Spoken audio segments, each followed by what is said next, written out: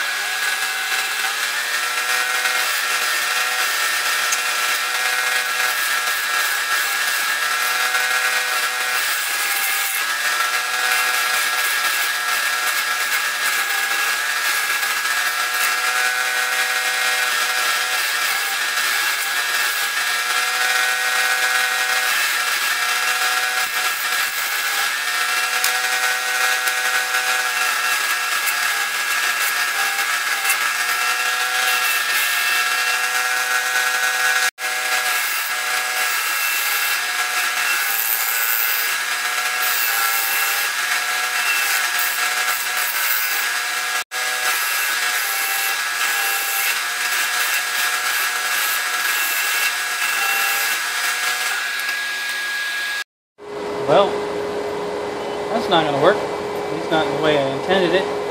Looks like there's some more of those holes in the bowling pin. So I'm going to have to modify my design a little bit.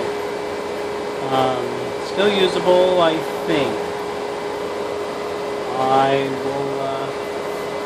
going to keep going and see what happens.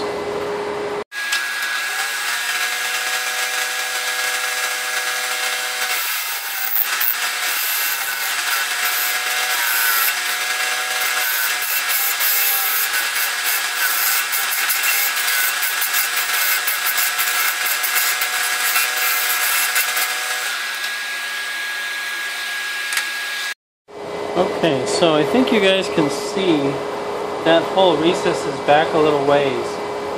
I'm not sure how far down I can take this before I lose enough usable surface.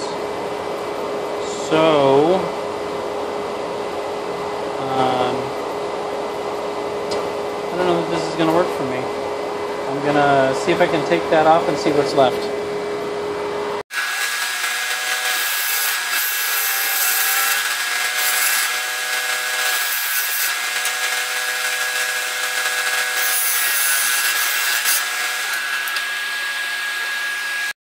well, as I suspected, it's getting a little bit thin down here.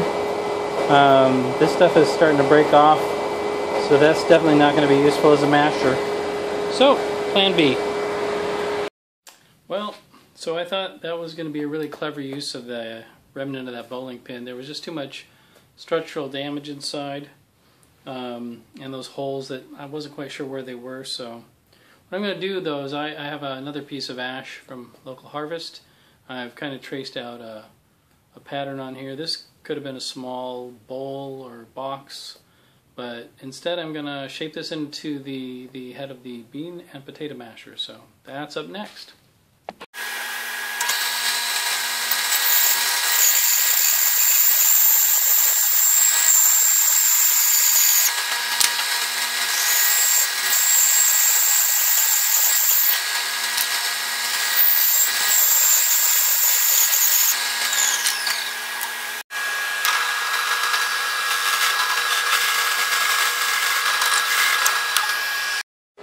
Okay, so using the same jaws, instead of in compression mode, I'm going to use them in expansion mode. I made a 5/8 inch recess, which will also be where I insert the handle when I get that made. For now, I'm going to go ahead and make this the face of the masher and shape this side when I get this mounted up.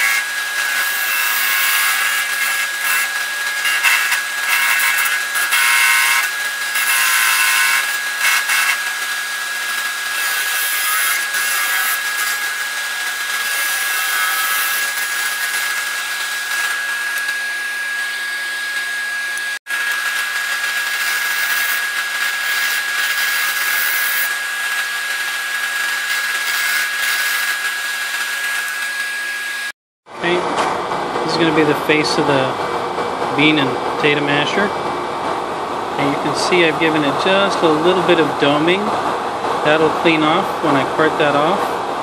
And that way it's not just a straight squash down. It's got a little bit of wiggle to it. So now I'm going to shape this part here.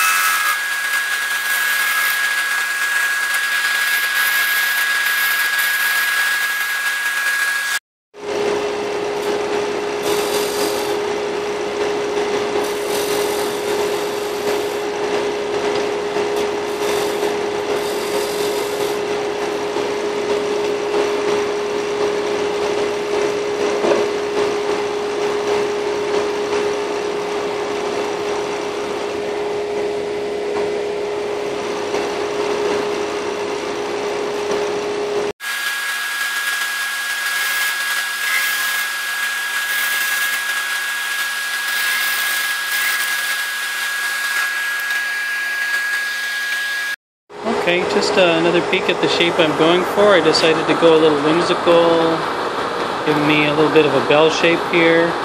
So I'm going to clean this up a little bit more toward where the handle will join. And I need to sand this up a little bit. I put a little bit of a relief bevel here. And I'm going to put a couple of detail marks in here.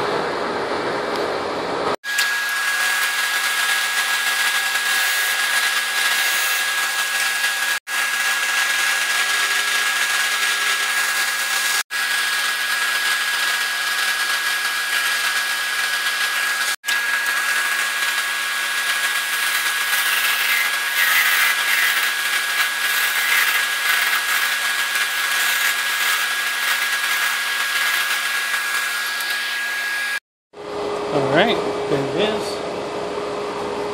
Bottom of the masher. I'm gonna get it off.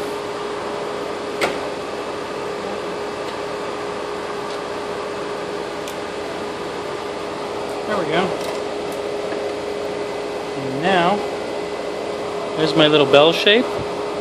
See, the face of that came out really nice. Put a little bit of friction polish on there just to smooth that out real nice. You can see the little doming to it. Okay, now we just need to make the handle. Alright, now I'm going to switch this up so that I can, here's my handle stock. I'm going to put it between the centers.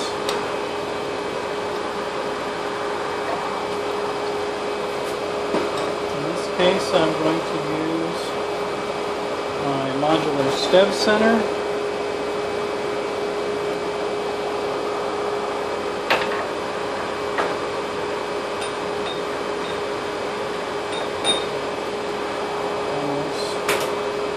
Really well. I'm going to find my centers and mount it up.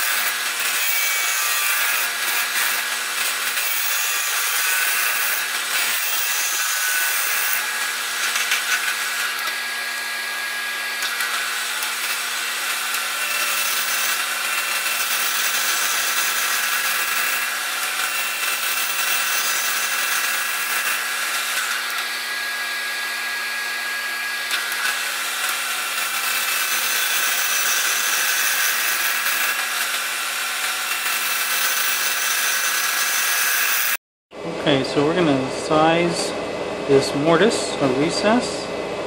Should be 5/8. Okay. I'm going to take that and lock that. Now I need to create that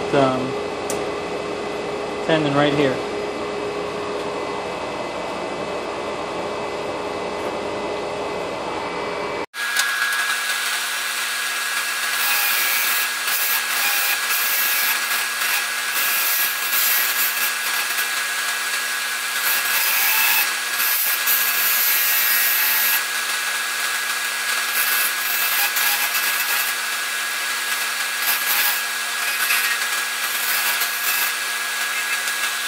Now I'm just going to shape out the handle.